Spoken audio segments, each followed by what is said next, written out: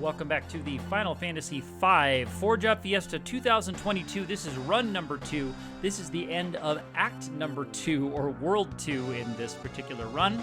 This is the battle with Exdeath in Exdeath's Castle. Settle in for a little bit longer battle here in this one, everybody. Exdeath's going to go through his routine a couple times, and it's mostly because this kind of party, at this point of the game, has not realized their true, full potential just yet. So Exdeath here obviously is incredibly powerful. He has got a massive hit point pool, 32,768 hit points to be exact. He's going to put Condemn on a character. Once again, my jobs are from top to bottom: Mystic Knight, Bard, Samurai, White Mage. Extremely powerful party. Love this party. Love this makeup. Going to be an easy breezy World 3. But right now, Exdeath has got a lot of stuff going on, and I don't have a ton of level grinding done with this group because it's just really not necessary. But this battle is going to be kind of long because we don't have a good way to boost our damage. Mystic Knights are tremendous at boosting damage, but they have to hit into a weakness. They have to hit into an elemental weakness of some kind. Exdeath here is only weak against Holy. We don't have Holy Sword just yet. There's not much that the Mystic Knight is able to do. So we're putting Image and Shell because Exdeath has Vacuum Wave for physical attack. He's got some nasty stuff. He's also got a lot of all-targeting magic abilities here, including, as we're going to see, Earthshaker here in a little bit. So Earthshaker comes after the Gravity 100, or is likely to come after the Gravity 100. So he has, in 2 more actions, he has a 2/3 chance to use Earthshaker. So it's not guaranteed he'll use it, but his next, from the next action, should be Earthshaker after the Gravity 100, if he uses that. So we're trying to keep all of our spells up. One of the reasons that Exdeath is so difficult here, even with White Mage, he really hurts you because he can counter with Dispel. So he can counter with Dispel, and it really makes things unfortunate. So he can do, he has a 1/3 chance. I'm looking at the algorithms guide. He has a 1/3 chance of countering with Dispel whenever he takes physical damage. Magic damage he does not counter with Dispel, but look at where my abilities have to come from here. So there's the 2/3 chance of Earthshaker. I paused it right there so you could see. Now that would have been a lot more, not just doubled. It could have been doubled plus a little bit more because of the way Shell works to have the multiplier rather than just like straight up have the damage or straight up have the magic attack.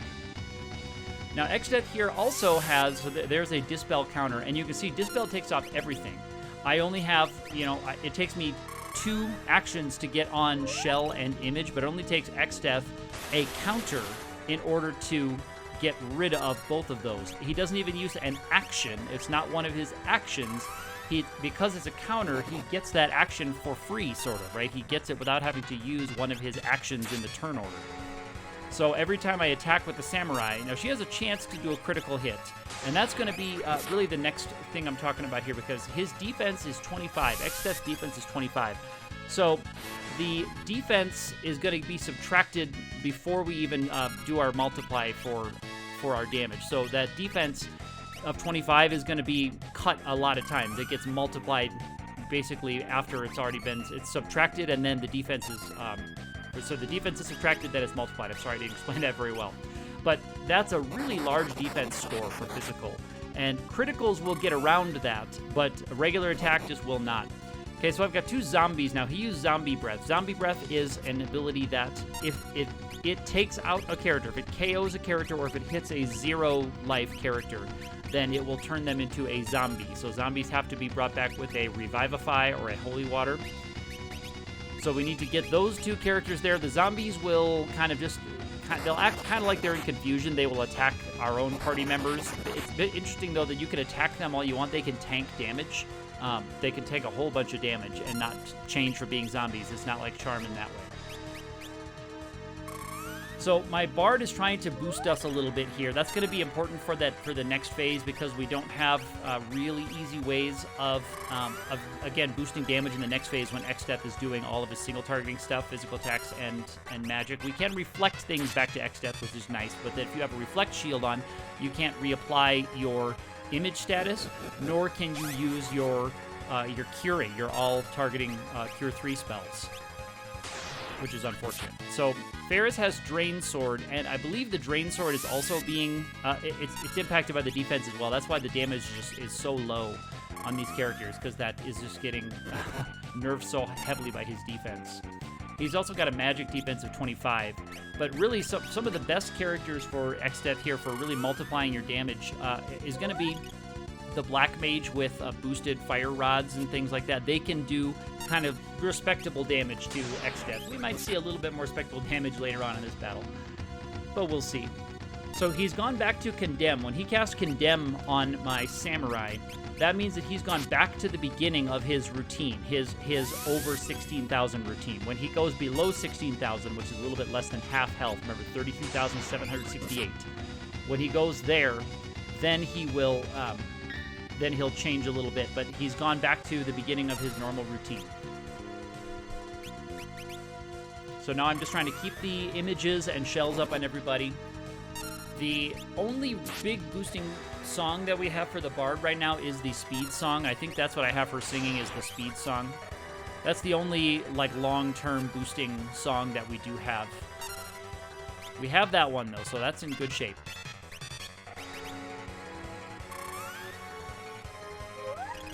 So sometimes with a character who has the Condemn on them, you'll want to think about if you want to use your actions to apply the buffs on them because they're going to be dead soon anyway. Here's another Earthshaker. So we didn't use Gravity 100 because he has a chance to not use Gravity 100. He could use Demi or Fight. I believe in that case he just used Fight. I don't know if I saw Demi here. And it looks like I'm opting for Cure 2 instead of Cure 3. It makes sense. So again, choppy choppy. Choppy choppy, but that's all of our damage really. It's just 300 at a time, 300 at a time, 300 at a time. Later on, we'll be able to reflect some things back on Xdeath, and we can have Xdeath do a little bit of damage to himself, which will be nice, but right now it's just going to be 300 at a time. And, oh, he also has some evasion. If that doesn't make physical parties even a little bit more, he has a 10% evade. So when you do a physical attack on him, you have a 10% chance to just miss. And it seems like that's a lot more. It seems like it appears a lot more than 10%, than 10. And that's, remember, if you are attacking with a weapon that has less than perfect accuracy, then that will also have a chance to miss. That is kind of, it's not added on specifically, but it's two separate checks. So if you have Berserkers here in this one and they've got an axe or a hammer that has a chance to miss, they can really have a tough time as well. Here's Zombie Breath. We're definitely going to lose at least one character to Zombie. We're going to have our little Kara Zombie right there. I don't have an emulator tool turned on to display what his hit points are. Some players will do that on this one. White Mage has access to scan, but it takes an action to do it. Another trick with this guy is you can grind a lot in World 2 here for Staff of Light. It's a rare drop from a rather annoying enemy here in World 2. Staff of Light can be broken to cast Holy, and it's actually a boosted Holy because when you break a rod, it's as if you have the rod equipped so that you break the rod. But you break the staff and it casts Holy, and it does a really nice chunk of damage. It can do several thousand, 6,000 to 8,000, I think. So it's about a quarter of his health right off the bat there, depending on how good your magic multipliers are. And again, because you've got the weakness there, that's going to kill all of his defense and I believe his evade as well. Holy doesn't bother with evade. He has a huge evade of 85, so if you do try to target him with something that does target, it's hard to hit him. And if you cast slow on him, he'll actually respond by casting haste on himself, so you're working against yourself if you try to cast slow on him, because he will immediately respond with haste every time. I believe it's every time. I can double check that. Yeah, so if you cast slow or slow 2, he's going to cast haste on himself. So there's Condemn again. So we've gone through 3 times, or this is the 3rd time going through his routine. And again, it's right there. When you have a party that relies on physical damage, that's really what you're looking for. That's what we really need right there. That's the only way to do damage to him. Now, it's kind of a stalemate because, I mean, he can't do too much to us. We have plenty of healing and we have lots of protection. With image status, we can completely dodge all of his physical attacks. With Shell, we can protect ourselves very well from his all-targeting magic stuff, although sometimes he's catching us with low HP on his Zombie Breath a couple times. He's catching us a few times. Dynamo just switches your row. And so and I'm going to have to use an action here. If it hits everybody, it's kind of annoying because you have to then waste an action on everybody. It's kind of a neutral move for Xdeath, but if it misses some of your characters, then you don't have to do that. I guess it missed the Bard, so the Bard stayed in the back row. So she's going to continue to sing until she is woken up by a physical attack, kind of like sleep. So we're going to have to, once we're ready to move on with this fight, to have the Bard out of her singing status, we are going to have to knock the image off of her, and then we're going to have to knock her out of singing. In the meantime, as she sings, our agility is slowly ticking up. I'm guessing, just on a glance here, I'm guessing that there's a nice critical hit. I'm guessing that we're pretty close to the top on our speed. So maybe soon, when I have an opportunity, I will knock her out of singing status, and we'll get us back to where we need to be. So there was a critical hit right there. Critical hits are going to be my primary source of nice damage here, because critical hits will overcome their defense. So that is really critical. Look how much more damage on the White Mage. So almost 500 damage there, 448, I guess. But critical hits will go through the defense, and they still get the multiplier. So you get lots of damage on those critical hits. Now, here's an opportunity right now. The Bard has had that cast on her, Dispel cast on her. So it's an opportunity for us to knock her out of singing status if that's what we want to do, and that's what my White Mage is going to do here. So as I was recording this, I guess I made a surmise that we've gotten all the speed boosts that we're going to get, all the speed boosts that we need at least to finish this fight, to have a little bit of a speed advantage over Xdeath. And so now it's safe to have her out of singing status, and now I have an extra white magic caster. Or I can move her up to the front row and have her start attacking with the knife. So she's going to put the dancing dagger in her hand, and then she's going to move up. Technically not the most optimal play there. I could have put the guardian dagger in her hand and then moved her up, because then if Xdeath had attacked her physically, she would have a chance to guard it. It didn't end up being relevant here because Xdeath attacks another character. But technically, sometimes that's the right choice, to put the guardian in their hand if you're going to row or not do anything that round, or if you're going to do magic or something that round, keep the guardian dagger in their hand until you're ready to start attacking. And then the dancing dagger has its chance to do sword dance, but she can also cast image and shell on characters as well. So it's another caster. I don't want to cast it on Xdev. That would be no good. That would be really no good. So here's Cure 3, because we have some characters need a little boost right there. And everybody's got the ability to cast these spells to reapply things, and especially given that the White Mage is about to go down here, I'm just going to wait with the Bard so that all three of our characters can have some actions queued up. Good. So now the White Mage is going to cast one more time and then go down. I don't know why I had him cast like that again. That's interesting. I don't know what that was.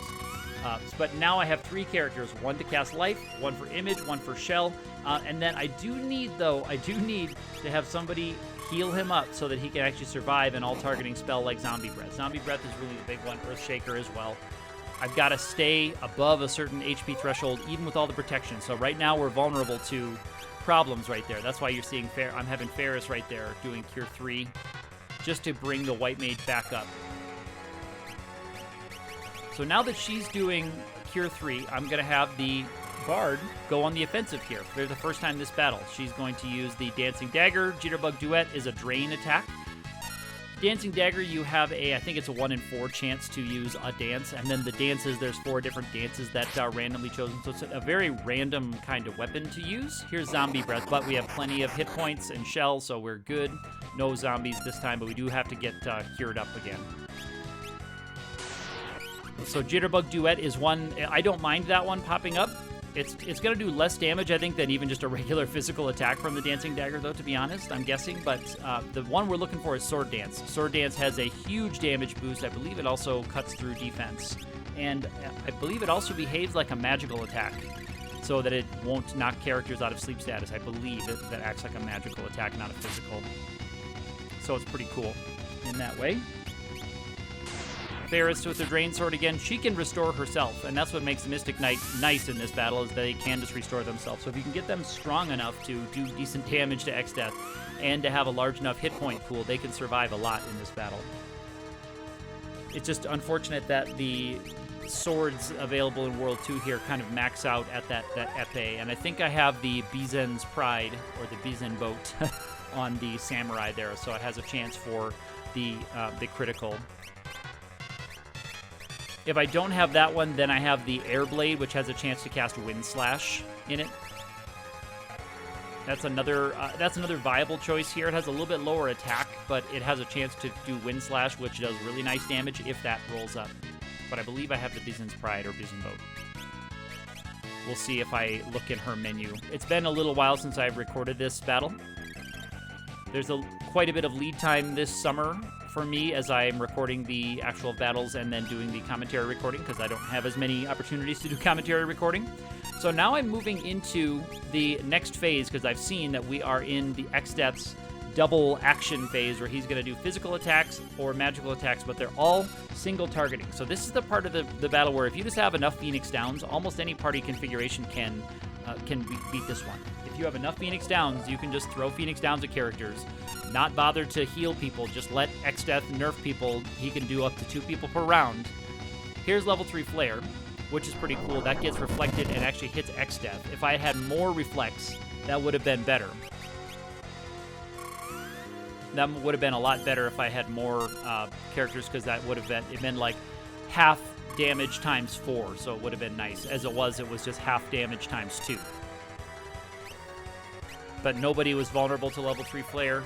That's something that I kind of try. Ooh, here's Sword Dance. Okay, maybe Sword Dance doesn't cut through defense, but that's something I mildly try to do with these battles, is try to have everybody not multiple of 3. I won't go too out of my way to grind up, but the upper floors of the castle for Exdeath here are not bad places to grind up, depending on your party configuration. So if you do need to pick up a level to get out of a multiple of 3, it's not too bad. It's just tricky sometimes, because you'll have a character like Galuf will be behind a little bit, or Kara will be behind a little bit. So if your 3 non-Kara characters are all like level 24 and she's level 23, if you try to get them to 25, then she'll be 24, so you got to pick up another level to get her up to 25 by that point. Okay, so Dispel can take out Wall as well, or Reflect, but we're getting Exdeath close to where he's going to start bouncing some stuff off of us, and here's where I'm multiplying my damage here. I'm having my Samurai just do Guild Toss, because I'm getting like, let's see what Guild Toss does. It can get through his defense. I'm wasting a lot, which is unfortunate right there, that I tried to cast Image on a character with Reflect. That was a menuing error on my part.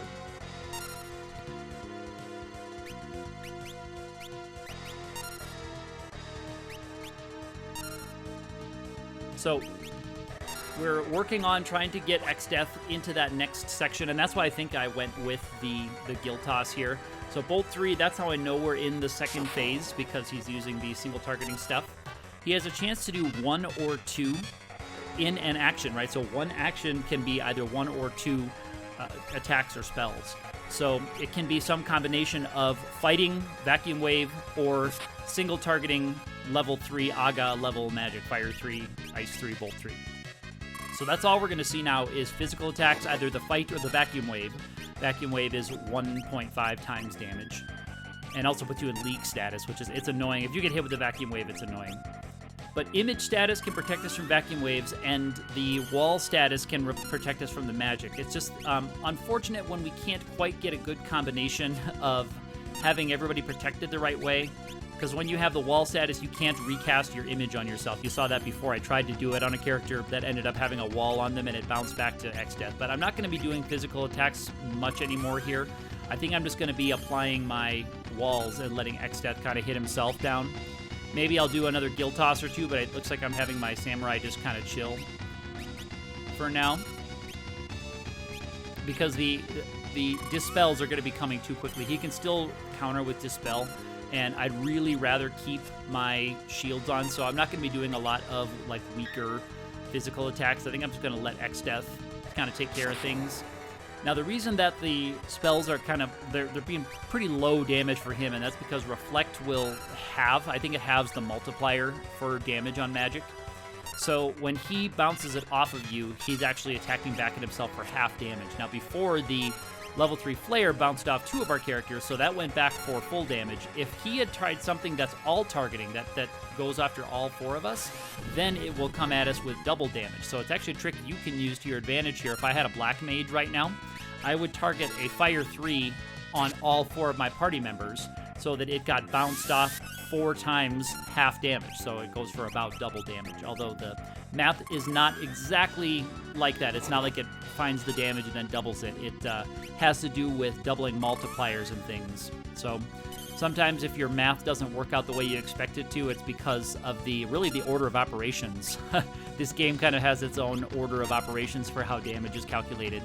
And it'll be a little bit unexpected sometimes, especially when you have an enemy with decent defense, physical or magic.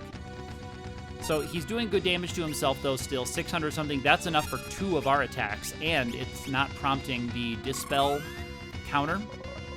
Vitality Song is putting regen on my characters. Because it's harder to cast Cure 3 on them now, because we all have walls on us, we all have Reflect on.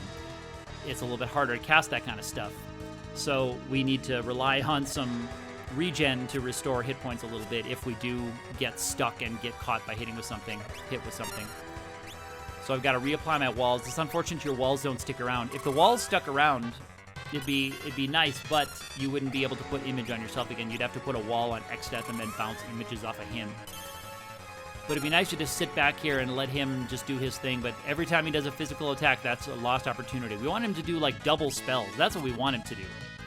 And right there is really unfortunate. She had the ice shield on, so she absorbed it. But I had 3 characters with the wall still on and 1 character where it had expired. And unfortunately, he targeted Ferris where the wall had expired and dropped off.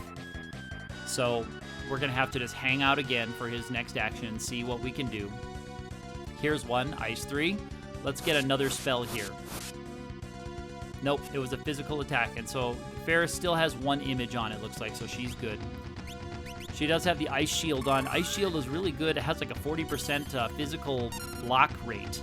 But I haven't seen very many physical attacks blocked by Xdeath just yet. So far. It's okay, though. Here we go. So right now I'm just kind of waiting. Oh, yeah, Vacuum Wave because image status, I could not get onto Bart's there. So image status couldn't go back on because his wall was still there. Unlucky targeting by Xdeath on his physical attacks. Now, something that you notice happened there, the White Mage, you may not have noticed, but the White Mage took lethal damage, but the White Mage was still standing when Xdeath did his second action right there, and that's kind of important because Xdeath can target 2 different things, but he doesn't check to see if a character is KO'd or not. So a character who has already taken lethal damage is still a valid target for Xdeath's second action in this case. So right there, Butts could have actually taken both of the attacks, which would have been optimal, actually. I would have rather had Butts take both of them so that we were going to have to revive him anyway. Sometimes Xdeath will waste an action by doing that, and that can be a small advantage for your characters in this fight. It can be a very small advantage for them. It's not going to be huge, but it can be a little bit to help you with that last little edge. Now, MP is going to start to become a concern here. I do have plenty of elixirs, so it's not really a big deal. We're well past the halfway point in this battle, and I probably have some more money for Guild Toss. I try to save some money for World 3, because World 3 is kind of an expensive world. There's another Guild Toss, though. World 3 is kind of an expensive world, and Guild Toss really eats up your money fast. So right away in World 3, after the Pyramid, I want to have 200,000 gil between what I've got in my inventory and in the loot that I pick up in the Pyramid. I want to have 200,000 so that I can buy 4 of the haste shoes. So that's why I'm a little bit more cautious, but I think I'm probably, at this point as I'm recording it, kind of just ready to be done with this fight, so I'm doing some more Guild Toss. Because you can see the Guild Toss is doing, almost twice what Xdeath can do in a single bounced spell. And I'm not bothering with physical attacks anymore just because of that Dispel counter. So I'm really relying on Xdeath almost exclusively to damage himself. So I'm sitting here. Oop, there we go. So right now, Butts is unprotected. And for some reason, I didn't have her cast wall. That's okay. So Butts is unprotected. He's put wall status on himself. Should have done... Oh, yeah, he has an image status, so he's okay. Ferris is running low on MP. So you can see Cure 3, she does not have enough MP for, but that was her last wall, I believe. So I decided to do another guild toss right here.